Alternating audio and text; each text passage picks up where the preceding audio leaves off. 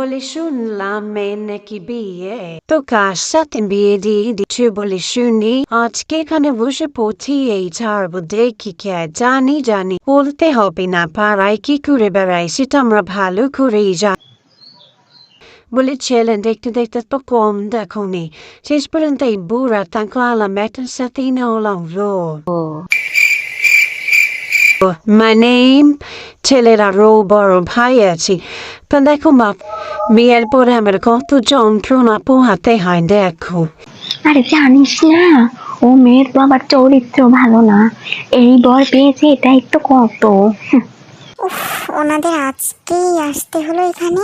বুঝছি বাপু, কেমন ছেলে দেখে বিয়ে দিচ্ছে সেটা আমরা ভালো করেই জানি, আমাদেরকে আবার নতুন করে বলতে হবে না। আমাদের মেয়ে কিন্তু বাপু প্রতিদিন নাইট ক্লাবে যায় আর বাড়ি ফিরে কয়টায় জানো? 1টা 1:30টায়, এত রাত করে ওই মেয়ে বাড়ি ফেরে। ও পুষ্পার মা, মেয়েকে বিয়ে দিচ্ছ তা বলে মেয়ের হাতে গলায় সোনার চেন টেন নাই নাকি? সেদিন তো হাটে বসে অনেক ঝামেলা করছো মেয়েকে নিয়ে, তো ভাবো কি পাড়ার লোকজন কিছু জানে না? ভাবো কি পাড়ার লোকজন কিছু বোঝে না, জানে না? এই শ্যামলি এখান থেকে চল, আর একটা মুহূর্ত এই বাড়িতে আর থাকবো না। হ্যাঁ হুম